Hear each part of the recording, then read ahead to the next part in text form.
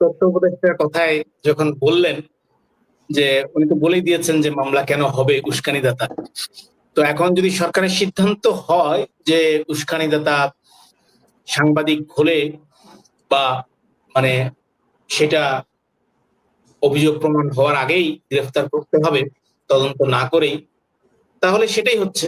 সেটা আপনার প্রথমে ধরে নেওয়া যায়। আমি শুরু করতে চাই যে ধরেন 29 আগস্ট আন্তর্জাতিক অপরাধ ট্রাইব্যুনালের তদন্ত সংস্থা একটা অভিযোগ দায়ের হয়েছিল, যেখানে সাবেক প্রধানমন্ত্রী শেখ হাসিনা, তার মন্ত্রী পরিষদের বেশ কয়েকজন সদস্য, পুলিশ কর্মকর্তা, ছাত্রলীগ নেতা এবং সাবেক উপাচার্যের পাশাপাশি 29 জন সাংবাদিক এবং সম্পাদকের নাম ছিল। সেখানে অভিযোগে কি বলছে? সেখানে অভিযোগে বলছে যে সাংবাদিকদের বিরুদ্ধে অভিযোগটা কি, 20 থেকে 49 নম্বর আসামিরা মূলত সাংবাদিক, তারা আসলে ওই 29 জন আওয়ামী লীগ ও আইন শৃঙ্খলা রক্ষাকারী কর্তৃক সংগঠিত মানবতা বিরোধী অপরাধ ও গণহত্যাকে বৈধতা দিতে প্ররোচনা উস্কানি দেওয়ার জন্য পরিকল্পিতভাবে আন্দোলনরত ছাত্র জনতার দাবি ও উদ্দেশ্য সম্পর্কে মিথ্যা খবর প্রচার করেছে। এইটা কিভাবে আইসিডিতে মামলা যায় বা হয়, এই আবেদনকারীর দাবি অনুযায়ী সেটা কিভাবে আইসিডিতে যাবে, সেটা আমার চাইতে আরো ভদ্রলোক ভালো বলতে পারবেন। আমার আমার যতটুকু, আমি তো আর আইনের ছাত্র না, কিন্তু যতটুকু বেসিক নলেজ আছে সেখানে ধরে নিলাম যে অভিযুক্ত সাংবাদিকরা মিথ্যা খবর প্রচার করেছেন। তাহলে মিথ্যা খবরের বেশ কিছু, ধরেন মিথ্যা খবর প্রচার করে যদি আপনার মানহানি হয়, সেটা আপনি ফৌজদারি দণ্ডবিধির কার্যবিধির আপনি 4992 তে মামলা করতে পারেন। আচ্ছা ঠিক আছে, এখানে মিথ্যা খবর প্রচারিত করে আপনি আসলে সত্যকে গোপন করেছেন। সত্যকে গোপন করলে তথ্য উপদেষ্টা যে বললেন যে উস্কানিদাতা, ওনার ছবি কিন্তু দেখা যাচ্ছে। আপনি একটা যদি ইয়ার পেজ খোলেন প্রেস কাউন্সিলের, সেখানে দেখবেন যে প্রেস কাউন্সিলের অভিযোগে দায়ের করার নিয়মাবলী, কি কি কারণে আপনি প্রেস কাউন্সিলে মামলা দায়ের করতে পারবেন, তার ডান পাশে কিন্তু একমাত্র ছবিটা কিন্তু তথ্য উপদেষ্টার। হ্যাঁ, তো আমি আশা করবো যে উনি আসলে এটা করবেন আর কি। তো এই ধরনের হলে যে মিথ্যা সংবাদ, ভুয়া সংবাদ প্রচার করলে সেটা প্রেস কাউন্সিলে যেতে পারতেন তারা। যার কারণ যিনি আইন উপদেষ্টা, তিনি আইনের শুধু শিক্ষক নয়, এক্সপার্ট। সো সেটা না করে এখানে সরাসরি হত্যাকাণ্ডে উস্কানের অভিযোগ আনলেন। তো মিথ্যা সংবাদ প্রচার করলে কিভাবে সরাসরি উস্কানের অভিযোগ হয়, আমি আসলে আমার সাংবাদিকতার প্র্যাকটিক্যাল লাইফের ক্যারিয়ারে এবং এখনো শিক্ষকতার ইয়েতে আমি আমার বোধগম্য হয় না। হয়তো আমার জ্ঞান কম, ওনাদের জ্ঞান বেশি, তা হয়তো ওনারা ভালো বলতে পারবেন।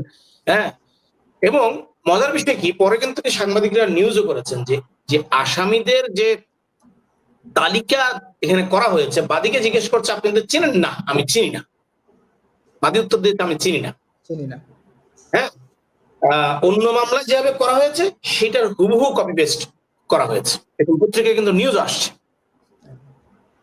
এর আগে কিন্তু যাত্রাবাড়িতে এরকম একটা হত্যা মামলা হয়েছে, সেইখানে কিন্তু 2 জন সাংবাদিককে আসামি করে 2 দফা রিমান্ডে আনা হয়েছে। হ্যাঁ, যেটা আপনি শুরুতে বললেন, শাকিল এবং রূপান উত্তরা থানায়, উত্তরায় দায়ের করা মামলা, উত্তরায় একটা হত্যা মামলা। সো এখন 2 জন সাংবাদিক সম্পাদক বলা যায় ওনাদেরকে, সম্পাদক, ওনারা ধরে নিলাম পালাচ্ছিলেন। তো পালালে তো আপনি নির্দিষ্ট আইন লঙ্ঘন আছে, সেই আইনেই তো মামলা হইতো, ওটা হত্যা মামলায় দিতে হবে কেন, তাই না? যে কোনো সাংবাদিকটা নাগরিক ব্যক্তিও, উনি যদি সরাসরি ওখানে, এখন আমি এখানে বসে আছি, ঘটনা ঘটতেছে যাত্রাবাড়িতে, ওখানে আমার এখানে কাজ আছে, কর্ম আছে, সবকিছু আছে, এগুলো তো প্রমাণ করতে হবে এই মামলাতে। কারণটা একটা বড় বিষয় হচ্ছে এই যে এতগুলো শিশু সহ এতগুলো গণহত্যা হয়ে গেছে, এইটার বিচার যদি সুষ্ঠুভাবে না হয় তাহলে কোনোদিন কিন্তু জাতি হিসেবে আমরা মাপ পাবো না। এটার বিচার করতেই হবে, যে বা যারা করবে।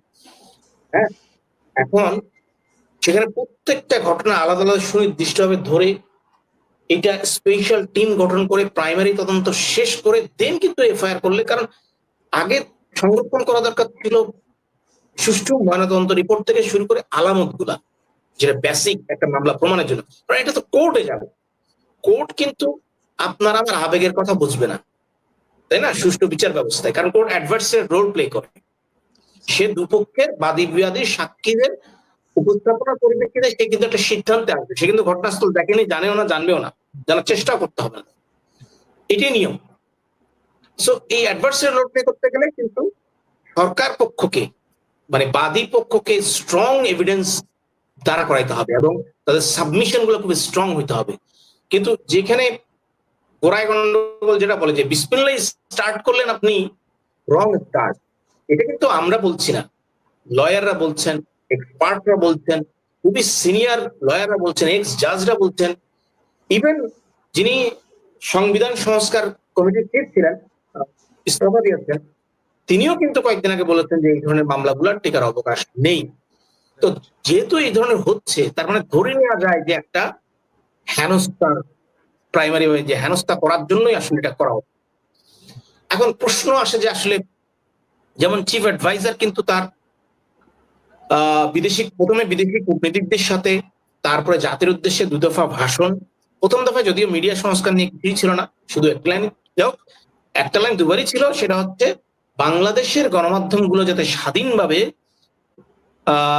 কাজ করতে পারে, তাহলে সেই ব্যবস্থাটা এই সরকার করবে।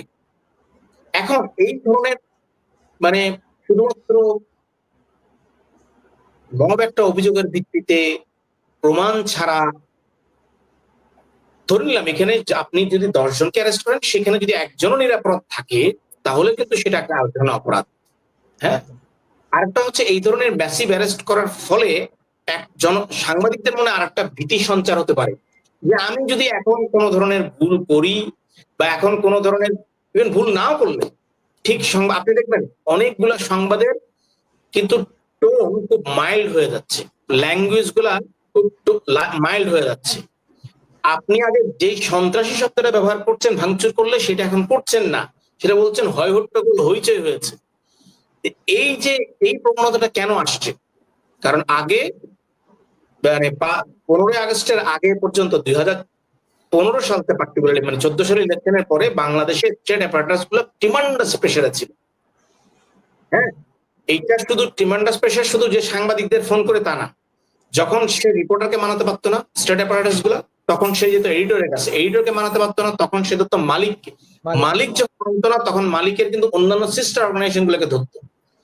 আমরা ধরে নিয়েছিলাম যে 5ই আগস্টের পরে বাংলাদেশের সাংবাদিকতা অ্যাটলিস্ট নতুন একটা জীবন পেয়েছে, তাই না?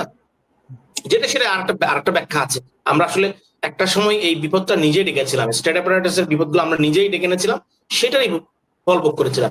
কিন্তু ধরে নিয়েছিলাম যে আমরা আসলে, হ্যাঁ, এখানে উস্কানিদাতা সাংবাদিকদের মধ্যে থাকতে পারে, এটা প্রমাণ সাপেক্ষ, কিন্তু প্রমাণের আগে এইভাবে এটা নিতান্ত আসলে হেনস্থা। এখন সোশ্যাল মিডিয়ার যুগ, আমরা মানি বা না মানি, কোড অফ কন্ডাক্ট আমাদের বিচারকরাও সোশ্যাল মিডিয়া ব্যবহার করে থাকেন, টেলিভিশন দেখে থাকেন, পত্রিকা পড়ে থাকেন, এবং গত সরকার আমরা দেখেছি ওনারা ফিতাও কাটতে যেতেন, ফলে অর্থাৎ তারা মেসেজ গুলো পেয়ে যেতেন।